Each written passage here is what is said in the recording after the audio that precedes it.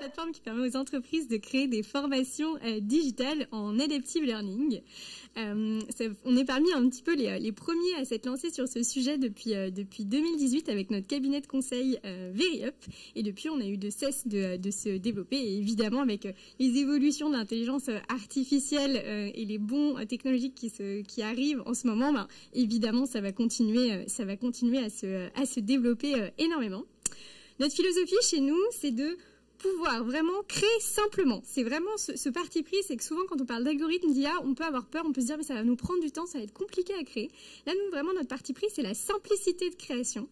De quoi? De formation sur n'importe quel type de sujet, donc vraiment sur tout type des soft skills, des hard skills, donc des formations qui vont s'adapter. Et s'adapter à qui? Évidemment aux apprenants, puisque ce sont eux qui sont au cœur de notre sujet, et en temps réel à leurs besoins et à leur niveau. Donc c'est ce qu'on va voir ensemble aujourd'hui. On va voir cette présentation un petit peu en deux parties. D'abord, on va parler du côté apprenant, donc comment la formation s'adapte en temps réel grâce à l'Adaptive Learning. Et évidemment, on fera un petit focus aussi sur ce qu'on appelle l'envers du décor, effectivement le côté auteur, parce que comment est-ce qu'on crée tout ça simplement, encore une fois, c'est le mot qu'on veut retenir sur la partie conception. Alors, si on démarre par la partie côté apprenant, on va prendre un exemple pragmatique.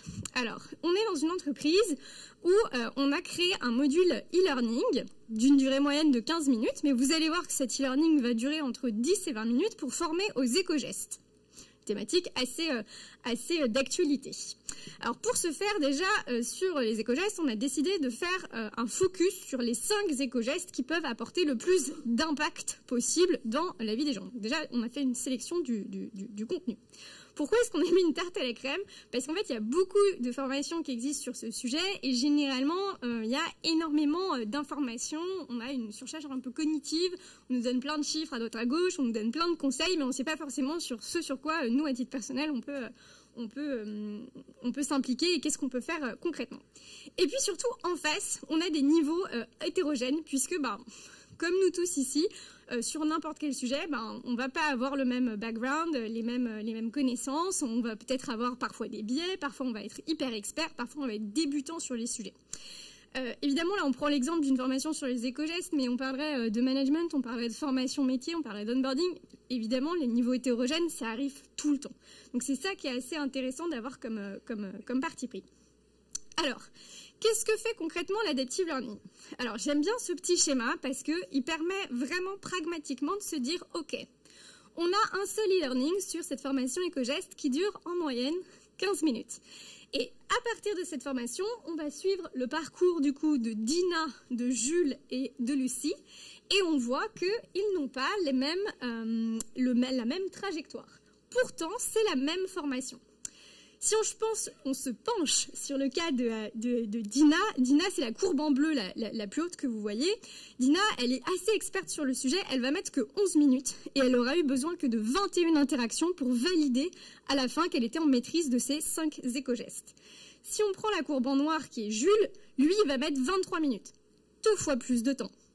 Mais ça va lui permettre vraiment d'avoir le temps d'apprendre, donc il va avoir davantage d'interactions qui vont être générés avec la technologie pour lui permettre d'apprendre vraiment à son rythme.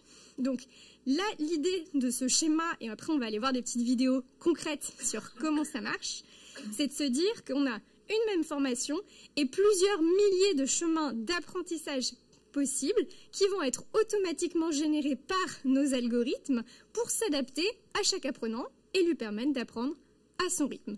Évidemment, notre objectif, c'est d'emmener tout le monde tout en haut à droite, c'est-à-dire à 100% de niveau de maîtrise, quel que soit le sujet de la formation. Alors, comment ça marche? En temps réel, chaque interaction, alors je vais lancer une petite vidéo, comme ça vous allez pouvoir voir également derrière moi à quoi ça ressemble concrètement, cette petite formation éco-gestes. Ceux qui seront intéressés, on pourra vous l'envoyer aussi pour que vous puissiez la tester au sein de vos organisations. Donc si vous avez envie de vous former ou sur ce sujet ou de tester un exemple pragmatique de l'Adaptive Learning, vous pourrez. L'idée, c'est que là, on vit une vraie expérience apprenant, donc on vit le module comme un apprenant. Alors évidemment, on vit un chemin d'apprentissage, mais si vous le faites demain, vous aurez peut-être un autre chemin d'apprentissage. Ce que vous voyez, c'est que chaque interaction va amener un petit loader qui va permettre à la formation de continuer. On va avoir des textes interactifs, on va avoir des images, on va avoir des vidéos, on va avoir des contenus qui vont être intégrés sous différentes formes et régulièrement on va avoir des interactions. Ici par exemple on a un petit jeu sur un texte qui est généré automatiquement, le jeu, pas le texte, et qui va du coup donner des indications à la technologie pour savoir si cette personne elle est expérimentée ou non. Vous voyez également qu'il y a des questions qui vont arriver régulièrement. Ces questions, comme vous pouvez les voir ici, elles sont hyper importantes parce qu'elles permettent à l'intelligence artificielle, à l'IA, à TeachUp, de savoir si cette personne comprend bien ce qu'elle est en train de lire, est-ce qu'elle est en maîtrise du sujet et est-ce qu'elle retient ce qu'on est en train d'essayer de lui apprendre. Donc, c'est intéressant d'avoir toutes ces interactions qui vont arriver et qui vont ponctuer en fait l'expérience. Donc, on a des contenus avec des questions qui arrivent et des jeux qui arrivent régulièrement. Et ensuite, on a ce qu'on appelle des phases de réactivation.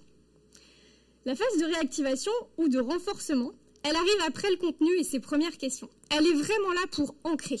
Elle est là pour revenir sur les points sur lesquels on a un doute que l'apprenant le maîtrise ou non. Donc c'est ça qui est vraiment intéressant, c'est de ponctuer ces expériences avec ces fameuses phases de renforcement où on va revenir sur un certain nombre de points théoriques, on va pouvoir revoir les explications associées et du coup on va pouvoir vraiment être sûr de maîtriser le contenu. Ce qui est intéressant aussi côté TeachUp, c'est qu'il y a une grande diversité de jeux et de gamification qui arrivent au fur et à mesure. Donc pour du coup gamifier l'expérience et puis s'assurer de l'ancrage. Ça c'est sur la partie vraiment expérience apprenant.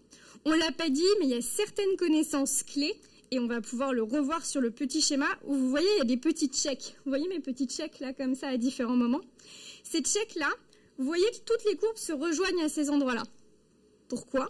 Parce que c'est des passages obligés, entre guillemets. Ça veut dire que même si les chemins d'apprentissage ils sont différents pour les apprenants, parce qu'on a laissé cette liberté-là pour qu'ils puissent apprendre à leur rythme, il y a des points de passage qui sont obligés. C'est ce que nous, on appelle l'hypermémorisation.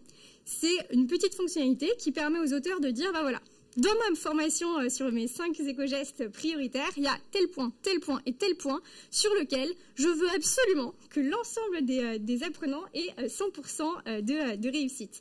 Et c'est ce qui fait que là, du coup, on va avoir une gamification particulière sur ces points-là pour faire en sorte que vraiment les apprenants, s'ils doivent retenir ne serait-ce que 3-4 choses de ce module e-learning, ce sera ça et tout le monde l'aura. Donc c'est intéressant aussi de se dire que voilà, on peut et on doit d'ailleurs en tant que concepteur aider nos apprenants à prioriser parmi la quantité d'informations qu'on leur demande de retenir un certain nombre d'éléments qui sont prioritaires. Si on passe maintenant côté auteur, donc là tout ce que je vous ai montré, on va faire un petit aperçu de comment est-ce qu'on le crée dans TeachUp. Dans TeachUp, vous pouvez créer très facilement ce qu'on appelle donc des modules e-learning, des formations, mais aussi des évaluations ou des parcours de formation.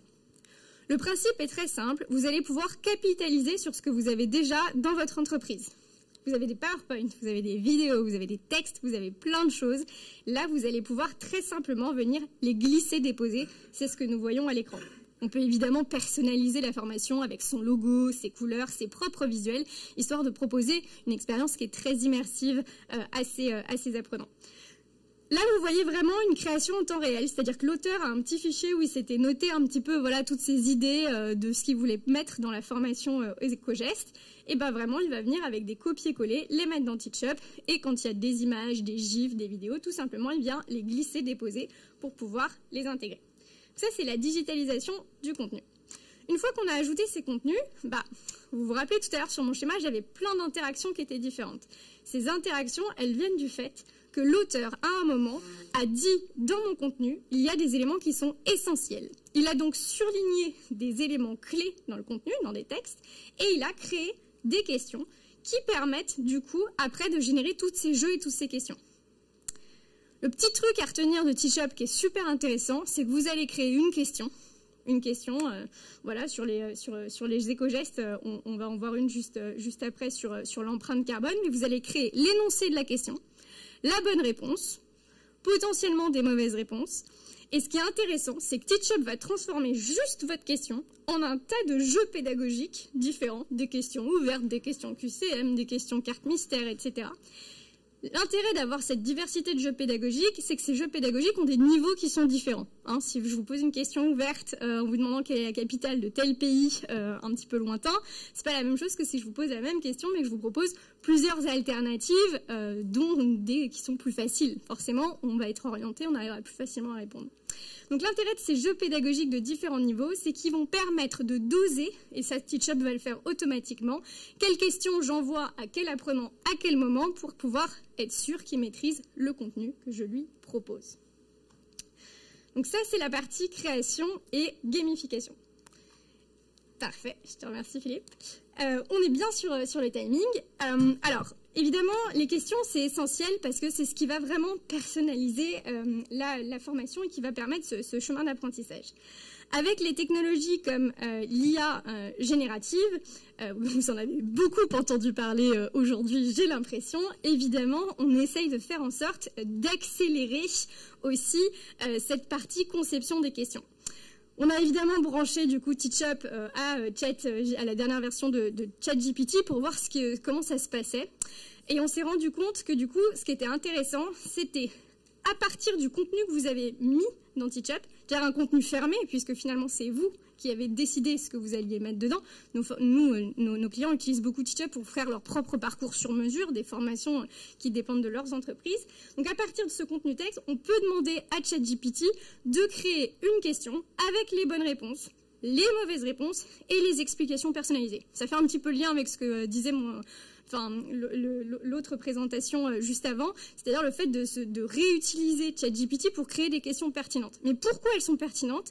Elles sont pertinentes parce qu'on dit à l'IA, vous allez surtout vous baser sur tout le contenu que la personne a déjà donné et vous n'allez pas chercher à droite à gauche des sources d'inspiration qui viennent du web. Et c'est ça toute la différence. Le fait d'avoir une explication automatique qui est générée, c'est aussi très intéressant pour les apprenants parce que ça leur permet d'apprendre différemment. Vous leur proposez un premier contenu, ils sont challengés, ils ne retiennent pas bien, ils ont une question avec un jeu pédagogique, ils ont faux, et ben ils vont pouvoir revoir une explication pédagogique qui est un petit peu différente et qui va leur permettre de s'approprier le contenu peut-être d'une meilleure manière. On pourra en reparler évidemment si vous le souhaitez plus tard. Pour conclure, ce que j'aimerais que vous reteniez en tout cas de cette présentation, déjà c'est que nous on est convaincus que la personnalisation de l'apprentissage et donc l'adaptive learning c'est le futur de la formation professionnelle parce que de plus en plus on a besoin de se former, sur des choses qu'on ne sait pas et pas sur des choses qu'on sait déjà. Et que Teachup permet trois choses. 1. Créer des modules de formation qui sont courts, percutants et qui s'adaptent aux apprenants. Plus largement, on ne l'a pas vu aujourd'hui, mais on peut créer des parcours de formation hybrides qui incluent plein de modalités, du présentiel, du digital, du distanciel, de la vidéo immersive, absolument tout. Et enfin, on a une solution qui permet de s'intégrer à n'importe quel écosystème existant. C'est-à-dire que vous tous dans cette salle, vous pouvez utiliser Teachup et c'est compatible avec votre environnement d'entreprise. Que vous soyez déjà équipé avec une plateforme LMS, on vient se greffer avec notre outil auteur.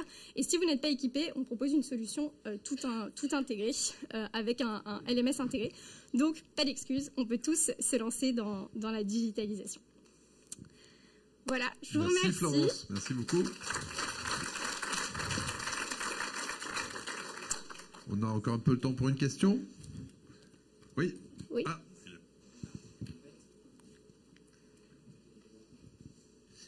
Oui, j'avais une question par rapport à la technologie que vous utilisez. Oui. Est-ce que votre proposition est très différente de solutions d'ancrage mémoriel qui existent depuis un certain temps? Je pense à des sociétés comme Unos qui font ça depuis longtemps. Est-ce que c'est différent ou est-ce que ça utilise les mêmes ressorts? Alors, ça n'utilise pas les mêmes ressorts, par contre, on est sur la même logique. C'est-à-dire qu'on est à chaque fois sur la logique de personnalisation de l'apprentissage. Par contre, les algorithmes qu'on développe ne sont pas les mêmes. Ça va être des algorithmes qui vont prendre en compte, par exemple, le temps que vous passez sur un certain nombre d'écrans, la façon dont vous interagissez vraiment avec l'écran. Vous voyez tout à l'heure avec le petit loader, c'est vraiment chaque écran et chaque interaction que vous avez avec l'apprenant qui va construire la suite. Et j'aime bien aussi expliquer ça, que cette analyse individuelle, moi en temps réel je fais ma formation, elle est comparée à ce qu'ont fait tous les autres apprenants avant sur cette même formation et ça va venir les enrichir. Donc, on est dans la même logique que ce que vous m'avez cité sur la personnalisation de l'apprentissage, mais on fonctionne différemment. Une autre question? Il y en a deux là-bas. Alors, on va en prendre juste une. Et vous pourrez venir me voir après sur mon petit stand. À table. Bonjour, j'aimerais savoir, il faut compter combien de temps pour créer une formation comme vous avez montré? Celle de 15 minutes? Ouais. En fait, toute la question est de savoir si vous avez déjà le contenu. C'est-à-dire que là, dans l'exemple qu'on avait, la personne, elle avait déjà son contenu un petit peu rédigé, etc. Donc, forcément, ça va vous prendre moins d'1 heure. Enfin, c'est vraiment des copier-coller. Et après, derrière, vous allez simplement vous poser la question, quelles sont les questions que je veux faire? Évidemment, la réponse n'est pas la même si vous me dites je vais créer un module sur l'aérospatiale, mais alors par contre, j'y connais rien, donc il y a une phase de recherche en amont et il va falloir que je le fasse. En fait, je pense que la question de la temporalité, elle est très rapide et vous pouvez vraiment vous dire qu'en 1 heure ou en 1 heure et demie, vous avez fait un module de 15 minutes à partir du moment où vous avez déjà en tête un petit peu votre trame et vous avez déjà vos contenus. Ça donne un ordre d'idée. Super. Merci beaucoup.